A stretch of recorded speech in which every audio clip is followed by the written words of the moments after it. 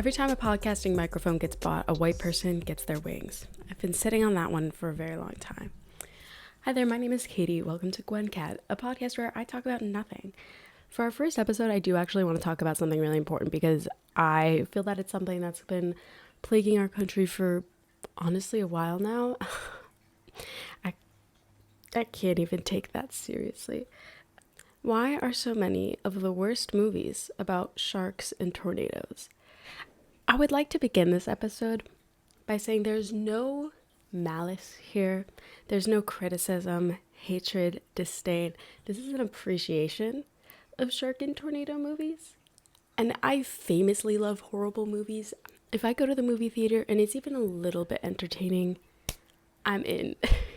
I make it my personality for the foreseeable future until I see another horrible movie. I don't want to keep you waiting too long on this deeply important subject, so we're going to jump into it.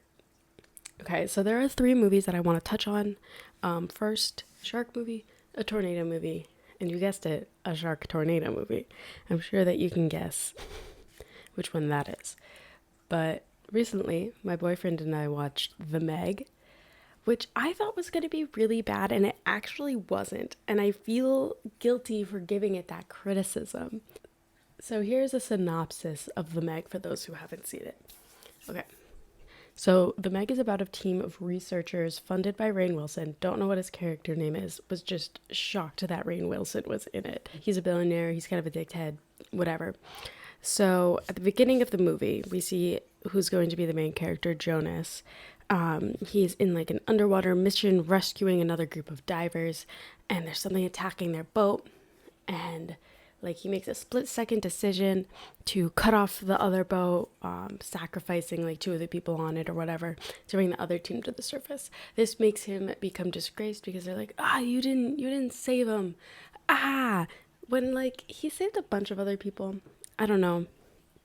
That felt silly to me. So jumping forward to the present, Rainn Wilson goes to his laboratory for like a preliminary tour of the facility, I guess. So at his underwater lab, there is a team of 3 researchers. This is in the present. They get sent to the bottom of the ocean in a submersible, which, as we know, usually is not a good idea. I don't exactly know what they're doing. I think they're doing some sort of underwater-y research type thing. I'm assuming, why else would they be there? But the whole big thing is that I guess they're going into the thermocline between, like, the ocean and the deep sea. Oh my god, I just thought this wasn't recording and I almost sharted myself.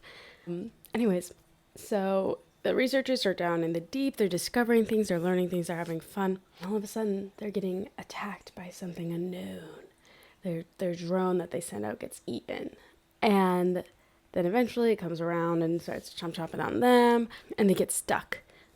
I don't know how there's this much time, but the like head researcher, who's the one that like disgraced Jonas in the first place, old guy, flies to Taiwan where Jonas is now living, like disgraced, being an alcoholic or whatever you do after you've become disgraced, and like asks him to come back to the lab because he's the only person that can dive down and save the people in the submersible.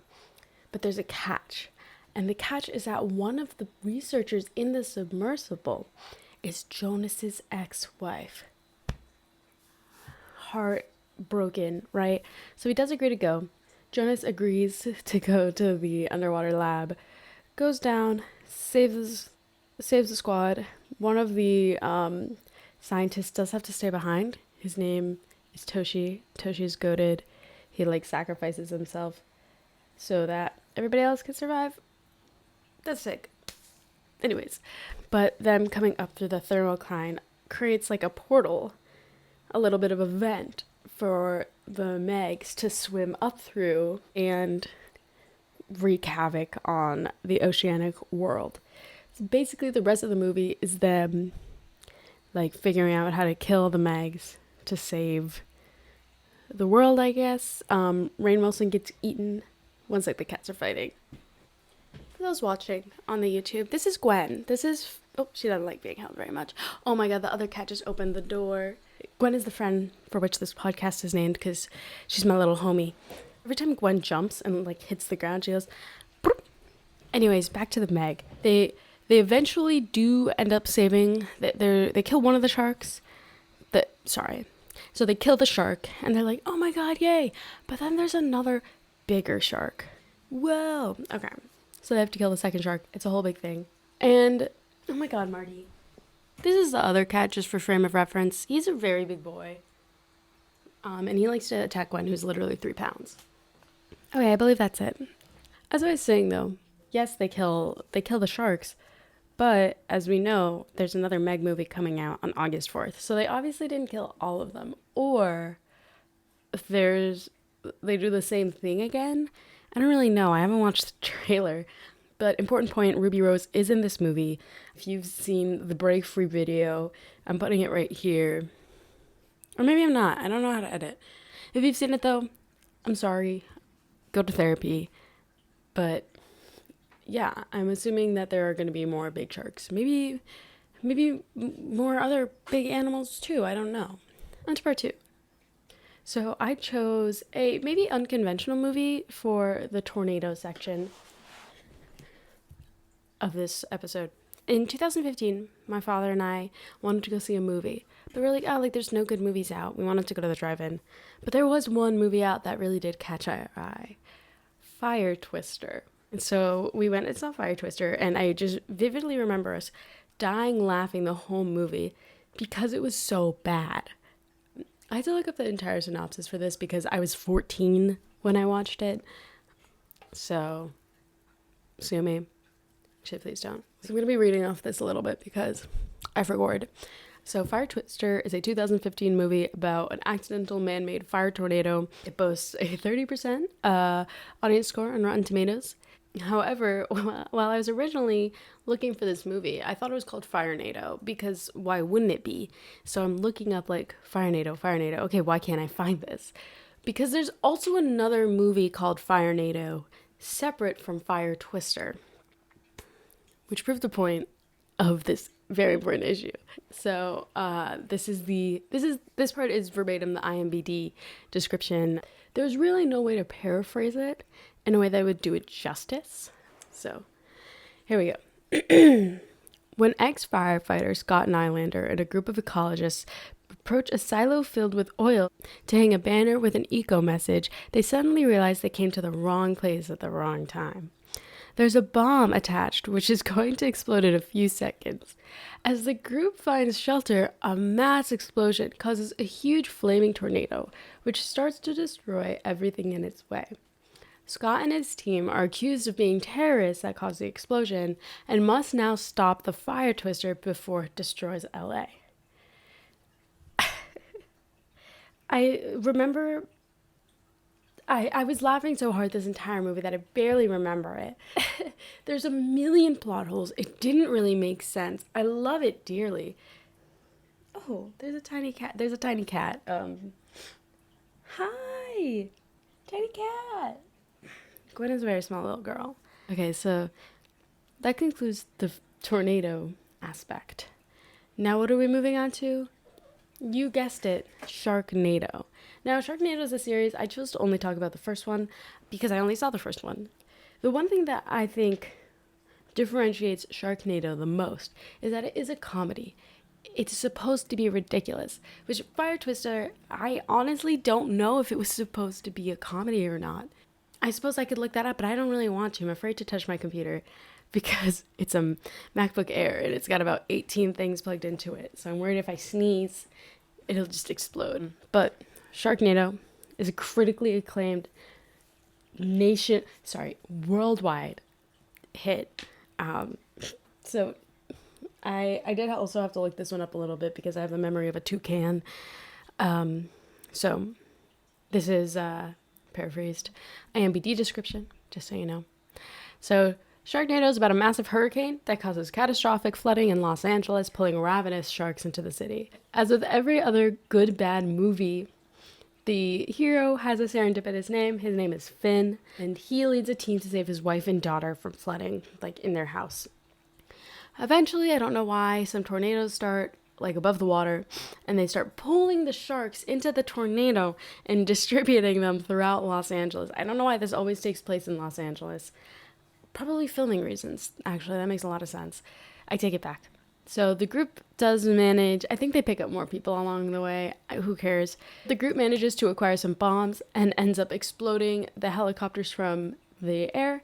Oh my God, my favorite part of any of these movies, the most ridiculous thing I've ever seen, is the end where one of the sharks is flying through the air towards Finn, and he grabs a chainsaw, leans back. If you're listening to this, I am sitting parallel. My shoulder is parallel. Well, it's not. It's parallel to my laptop for visual effects, but he is sideways. He pulls the chainsaw and he leans back and splits the shark down the middle, not like in half, down the middle lengthwise, and I think that's amazing. I think that is a great way to end. And everybody in the crowd, he's standing on top of a car.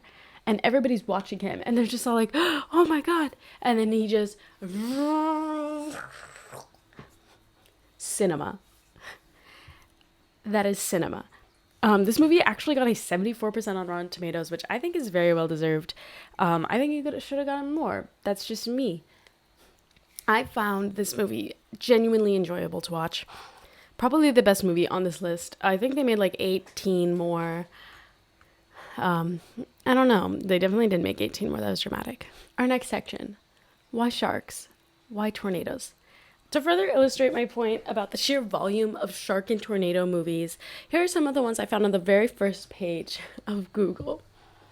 Into the Storm, Twister, Geostorm, The Day After Tomorrow, Tornado Valley, Alien Tornado, Christmas Twister, which is difficult to say and I love it. The shark ones have a more extensive list, obviously. The most notable then is in Jaws being 47 meters down, The Shallows, The Reef, and a very, very, very honorable mention, Sand Sharks. I definitely had seen the trailer for this movie before, but I didn't remember it. But basically, Sand Sharks is about sharks that have evolved to live underneath the sand and in the water, I believe, as well. And they start tearing up a beach down. I recommend watching the trailer. I'll link it because it is, the trailer first off is Red Hot American Summer, beautiful, perfect, love it. But the sharks, the CGI is so perfectly bad. It's so funny. I was watching it. I was doing my research in a cafe near my place. And I literally was laughing out loud. I was crying laughing.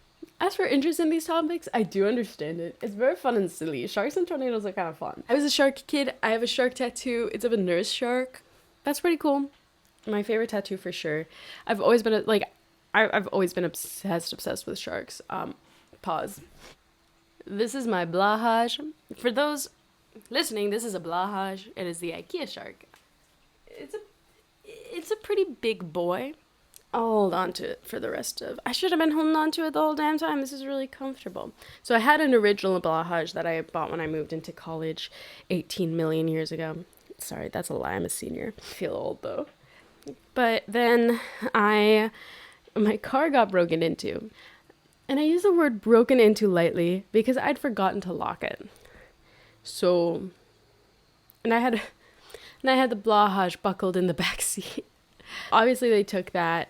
I don't blame them. I don't blame them at all. But I was so devastated. And so my mom bought me a new blahage, which is very kind of her. That's it for this episode. Thank you for watching. I'd love to hear if you had some other shark or tornado themed movies. I wrote one down, but I don't remember what it was. But please remember to give a like or a rating or a little cheeky little subscribe if you're on the YouTubes. If you listened on streaming, thanks. I appreciate that. You're very cool. And I'd like to give you a little kiss. I'm sorry, I'm going to refrain from doing the anime voice as much as possible. But thank you for watching. I will see you next time. Bye!